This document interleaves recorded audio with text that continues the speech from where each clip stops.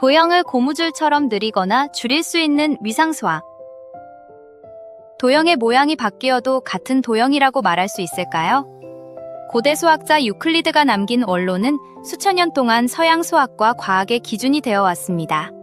몇 가지 기본 공리에서 출발해 정리를 차례대로 이끌어내는 유클리드의 연역법은 지금까지도 강력하게 사용되고 있습니다. 하지만 절대적인 진리처럼 여겨지던 유클리드 기하학은 시간이 지나면서 조금씩 의문을 받기 시작합니다. 그 출발점은 다섯 번째 공리, 즉 평행선 공준이었습니다. 이 공리가 다른 공리로부터 증명되지 않는 독립적인 조건이라는 사실이 밝혀지면서 기하학의 기반이 흔들리기 시작한 것입니다. 수학자들은 다시 질문하기 시작합니다. 직선이란 무엇일까요? 평행한 두 직선이 만난다는 것은 어떤 의미일까요? 이 질문 끝에 기존과는 다른 새로운 기하학이 등장합니다. 바로 비유클리드 기하학입니다. 이 관점에서는 삼각형의 세 내각의 합이 180도가 아닐 수도 있습니다. 당연하게 여겼던 성질이 더 이상 절대적이지 않게 된 것입니다. 이처럼 기하학이 큰 변화를 겪는 동안 한편에서는 전혀 다른 기준으로 도형을 바라보는 연구가 진행되고 있었습니다. 길이와 넓이 같은 크기가 아니라 도형이 어떻게 연결되어 있는지에 주목한 것입니다. 이러한 연구 분야를 오늘날 위상수학이라고 부릅니다. 그리고 이 개념을 처음으로 발견한 인물은 천재 수학자 오일러입니다. 18세기 퀘니스베르크라는 도시에는 큰 강이 흐르고 있었고 강 가운데에는 하나의 섬이 있었습니다.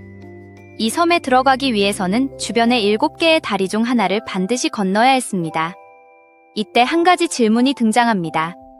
이 7개의 다리를 각각 한 번씩만 지나면서 다시 출발점으로 돌아올 수 있을까요?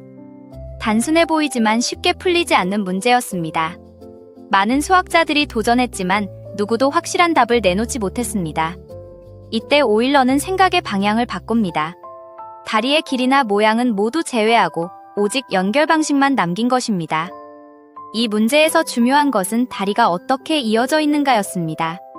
따라서 다리의 길이나 위치 같은 정보는 고려할 필요가 없었습니다. 오일러는 강으로 나뉜 4개의 육지를 각각 하나의 점으로 나타내고 그 사이를 잇는 다리를 선으로 표현했습니다. 복잡했던 문제가 단순한 구조로 정리된 것입니다. 그리고 그는 한 가지 중요한 사실을 밝혀냅니다. 모든 점에서 연결된 선의 개수가 짝수라면 출발점으로 되돌아올 수 있습니다. 하지만 퀘니스베르크의 경우를 살펴보면 모든 점에서 만나는 선의 개수가 홀수였습니다. 따라서 이 조건을 만족할 수 없었고 결국 이 문제는 해결이 불가능한 문제였습니다. 이제 위상수학의 관점을 조금 더 쉽게 떠올려 보겠습니다. 고무줄로 만든 삼각형을 생각해 보세요. 이 고무줄은 느리거나 줄일 수 있습니다. 모양은 계속 바뀌지만 끊어지지 않는 한 하나로 이어진 상태는 유지됩니다.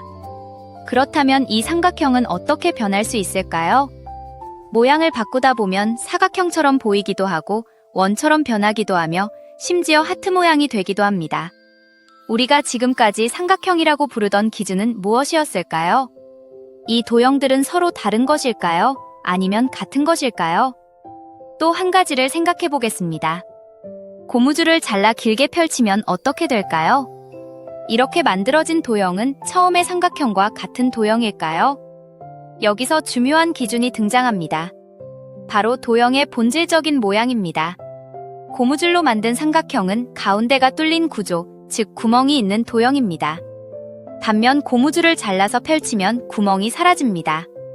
결국 도형을 구분하는 기준은 길이나 각도가 아니라 구멍의 존재입니다. 이처럼 도형의 본질적인 모양을 다루는 학문이 바로 위상수학입니다.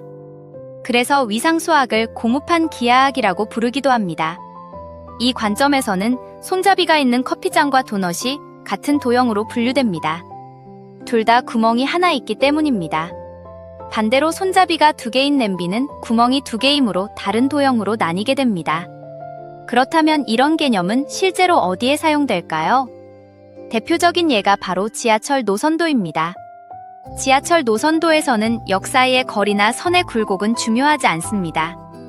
대신 어떤 역이 어떤 역과 연결되어 있는지, 어떤 순서로 이어지는지가 핵심입니다. 그래서 실제 지도와 다르게 단순하게 표현되어 있어도 우리는 빠르게 목적지를 찾을 수 있고 어디에서 갈아타야 하는지도 쉽게 알 수 있습니다. 결국 위상수학은 모양이 아니라 변하지 않는 연결구조를 보는 학문입니다.